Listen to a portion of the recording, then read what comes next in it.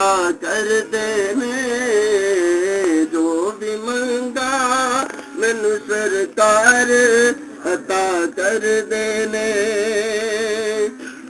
हर इज्जतां दा सदा ओनां दे गल विच रहना, हर इज्जतां दा सदा ओनां दे गल विच रहना। ओना खुशबख्तां दा नाम मर के भी जिंदा रहना, जेड़े आका दी सना कर देने जो भी मंगा मैनू सरकार अता कर देने। जो भी मंगा मैनू सरकार अता कर देने।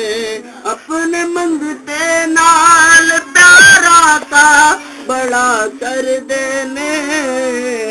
जो भी मंगा मैनू सरकार अता कर देने। जो भी मंगा मैनू सरकार अता कर देने। जो भी मंगा मैनू सरकार अता कर दे। बिस्मिल्लाहिर्रहमानिर्रहीम। अस्सलामु अलैकुम नाज़रीन, तुहाडे सामने अगली वीडियो दे नाल मैं हाज़र हाँ। तुसीं देख रहे हो कि तुहाडे सामने एक मगज़ ने बीज ने जिहड़ा कि तुसीं देख रहे हो कि मगज़ कद्दू ने। और सब तो पहले मैं तुहानूं ये चीज़ दसदा जावां कि ये जिहड़े कद्दू है, कद्दू शरीफ बल्कि कहा जाता है कि कद्दू शरीफ इस वजह तो इस नज़रिए नाल कहा जाता है क्योंकि कद्दू नबी पाक सल्लल्लाहु अलैहि वसल्लम की पसंदीदा चीज़ सन, यानी कि पसंदीदा सब्ज़ी सन, तो इस वजह तो इसनूं कद्दू शरीफ कहा गया। और इस दे विच अल्लाह ताला दी ज़ात ने बहुत ही ज़्यादा फ़ायदे रखे ने। और उम्मीद है कि ये तुहानूं वीडियो भी अच्छी लगेगी। इनू तुसीं लाइक भी करो, शेयर भी करो, सबसक्राइब करना बिल्कुल नहीं भूलना। और ये जिहड़े मगज़ ने तुहाडी खिदमत दे विच तुहाडे सामने पेश किए गए हैं कि इसनूं तुसीं बहुत ही ज़्यादा तरीक़िਆਂ दे नाल खा सकते हो। इस कल्ले नूं मगज़ कल्ले अगर घोट के इहदे अंदर थोड़ा जिहा दुध मिला के, यानी कि अगर एक पाव दुध एक छटांग मगज़ दे विच एक पाव दुध नूं उहनूं अच्छी तरह उहदे कुंडे दे अंदर रगड़ाई करके, यानी कि खाली मगज़ कद्दू की सरताई बना के इस्तेमाल की जाए तो वह जनाब दिमाग वास्ते बेहतरीन चीज़ है। वो प्यास नूं बुझाती है और दिमाग नूं सुकून देंदी है। इहदी तसीर ठंडी है, सफरावी मर्ज़ वास्ते बहुत बेहतर है, बल्कि हर किस्म की बीमारी वास्ते बहुत बेहतर चीज़ है और बहुत ही आला किस्म की चीज़ है। इस तो इलावा जिहड़े ये कद्दू के मगज़ ने इन्हां दा एक रोगन कढ़िया जाता है, इनका तेल कढ़िया जाता है और उस तेल के बहुत ही ज़्यादा फायदे ने। और सब तो पहले नंबर तो ये चीज़ है कि उस तेल नूं जिहड़ा कि इहदे विचों तेल कढ़िया जाता है उनकी अगर सिर ते मालिश की जाए, वालों दे विच सर ते मालिश की जाए, उस दे नाल नींद भी सही आती है, सुकून दी आती है। और उस तो इलावा वो दिमाग की जिहड़ी तपश है उस दे वास्ते बहुत वधिया चीज़ है, बड़ी आला चीज़ है, बड़ी ज़बरदस्त चीज़ है। और इस तो इलावा जिहड़ा अगर एक होर इहदा तरीका है रोगन बनावन दा, ये तो खाली मगज़ां दा तेल कढ़िया जाता है। एक होर रोगन बनावन का यह तरीका है कि अगर वड्डा सारा तकरीबन कोई किलो का कद्दू लैके, किलो का गोल कद्दू होवे, वो देसी कद्दू हुंदा है, वो ज़्यादा वधिया हुंदा है। उहदे उत्ते कपड़ा एक देसी कपड़ा लैके कपड़े नूं मट्टी लगानी है दोनों साइडों से, दोनों साइडों से मट्टी लगा के वो कद्दू के उपर लपेट देनी है। कद्दू के उपर लपेट के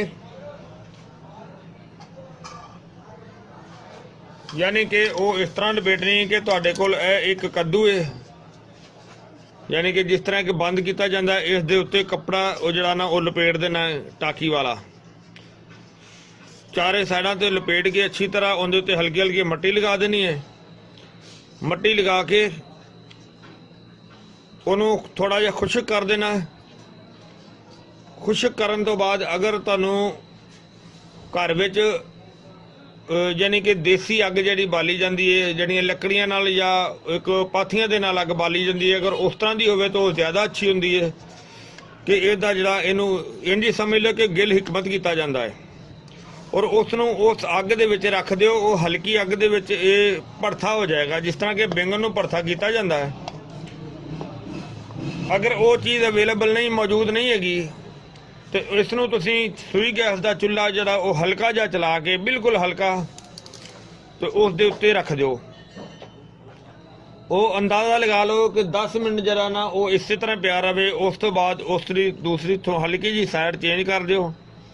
ਕੋਈ 10 ਮਿੰਟ ਦਾ ਵਕਫਾ ਉਹਨੂੰ ਉੱਥੇ ਦੇ ਕੇ ਤੇ ਹਲਕੀ ਜੀ ਸਾਈਡ ਜਿਹੜੀ ਉਹ ਅਗਲੀ ਸਾਈਡ ਕਰ ਦਿਓ। ਇਸੇ ਤਰ੍ਹਾਂ ਉਹਨੂੰ ਮੁਸਲਸਲ ਸਾਰੀਆਂ ਸਾਈਡਾਂ ਤੇ ਘੁਮਾਉਂਦੇ ਰਹਿਣਾ ਹੈ ਤਾਂ ਕਿ ਸਾਰੀਆਂ ਸਾਈਡਾਂ ਤੋਂ ਅੱਛੀ ਤਰ੍ਹਾਂ ਉਹ ਪੱਕ ਜਾਵੇ। ਜਦੋਂ ਅੱਛੀ ਤਰ੍ਹਾਂ ਪੱਕ ਜਾਏਗਾ, ਉਸ ਤੋਂ ਬਾਅਦ ਉਹਨੂੰ ਉਤਾਰ ਕੇ ਤੇ ਕਿਸੇ ਅੱਛੇ ਸਾਫ਼ ਬਰਤਨ ਦੇ ਵਿੱਚ ਰੱਖ ਲਵੋ। ਸਾਫ਼ ਬਰਤਨ 'ਚ ਰੱਖ ਕੇ ਉਹ ਠੰਡਾ ਹੋ ਜਾਵੇ ਤਾਂ ਉਹ ਜਿਹੜੀ ਮੱਟੀ ਔਰ ਜਿਹੜਾ ਕੋਈ ਸੜਿਆ ਹੋਇਆ ਹੋਵੇਗਾ ਉਸ ਨੂੰ ਉੱਥੋਂ ਉਤਾਰ ਦਿਓ। ਉਸ ਨੂੰ ਉਤਾਰ ਕੇ ਤੇ ਬਾਕੀ ਜਿਹੜਾ ਤੁਹਾਡੇ ਕੋਲ ਕੱਦੂ ਔਰ ਉਹਦਾ ਮਵਾਦ ਜਿਹੜਾ ਵੀ ਬਚ ਜਾਵੇਗਾ, ਉਸ ਨੂੰ ਇੱਕ ਸਾਫ਼ ਕੱਪੜੇ ਦੇ ਵਿੱਚ ਪਾ ਕੇ ਉਹਨੂੰ ਅੱਛੀ ਤਰ੍ਹਾਂ ਨੱਪ ਕੇ ਦਬਾ ਕੇ ਅੱਛੀ ਤਰ੍ਹਾਂ ਤੇ ਉਸ ਦਾ ਪਾਣੀ ਜਿਹੜਾ ਨਾ ਉਹ ਕੱਢ ਲਵੋ।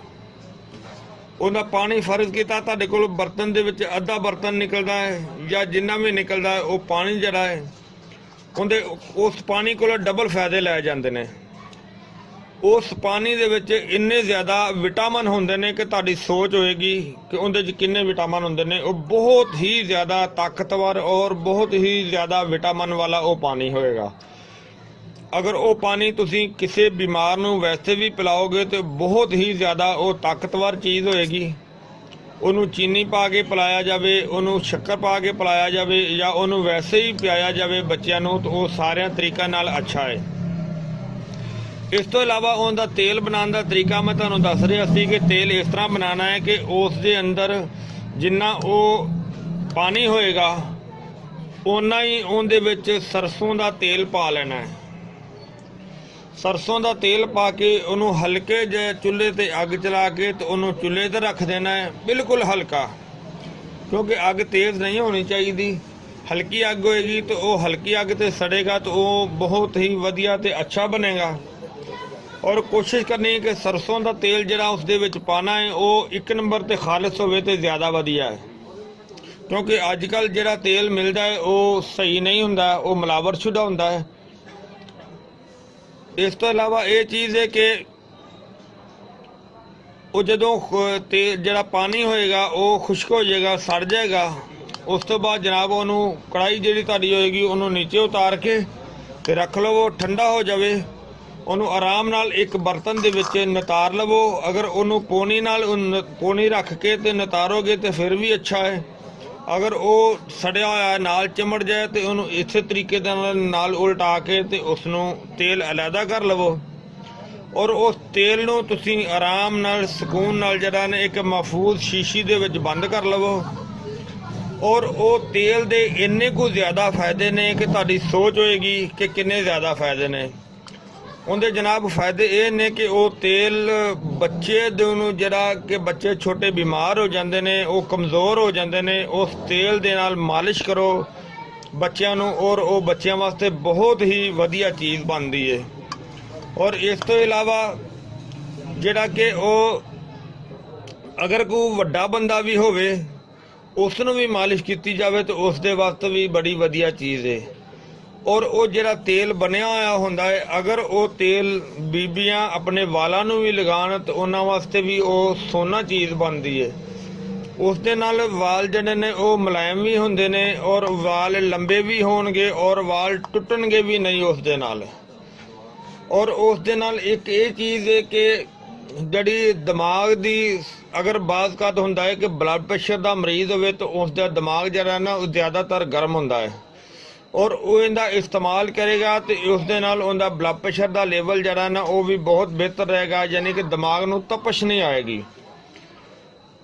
ਲੇਕਿਨ ਦੋਸਤੋ ਦੇਖੋ, ਇਹ ਅੱਲਾਹ ਤਾਲਾ ਦੀ ਜ਼ਾਤ ਨੇ ਇਸ ਕੱਦੂ ਦੇ ਬੀਜ ਦੇ ਵਿੱਚ ਔਰ ਕੱਦੂ ਦੇ ਵਿੱਚ ਇੰਨੀ ਜ਼ਿਆਦਾ ਸ਼ਫਾ ਰੱਖੀ ਹੈ ਔਰ ਇੰਨੇ ਜ਼ਿਆਦਾ ਫਾਇਦੇ ਰੱਖੇ ਨੇ। ਔਰ ਇਹ ਕੱਦੂ ਖਾਣਾ ਵੀ ਸੁन्नत है ਔਰ ਕੱਦੂ ਦੀ ਨਿਸਬਤ ਹੋਰ ਵੀ ਨਬੀ ਨਾਲ ਹੈ। ਤੇ ਦੋਸਤੋ ਉਮੀਦ ਹੈ ਕਿ ਇਨਸ਼ਾਅੱਲਾ ਇਹ ਤੁਹਾਨੂੰ ਵੀਡੀਓ ਅੱਛੀ ਲੱਗੀ ਹੋਈ ਹੋਵੇਗੀ। ਇਸ ਨੂੰ ਤੁਸੀਂ ਲਾਈਕ ਕਰਿਓ, ਇਸ ਨੂੰ ਸ਼ੇਅਰ ਕਰਿਓ, ਸਬਸਕ੍ਰਾਈਬ ਕਰਨਾ ਬਿਲਕੁਲ ਨਹੀਂ ਭੁੱਲਣਾ। ਅਗਲੀ ਵੀਡੀਓ ਨਾਲ ਫਿਰ ਮਿਲਾਂਗੇ। ਇਜਾਜ਼ਤ, ਅੱਲਾ ਹਾਫਿਜ਼, अस्सलाम वालेकुम वरहमतुल्लाहि वबरकातुहू।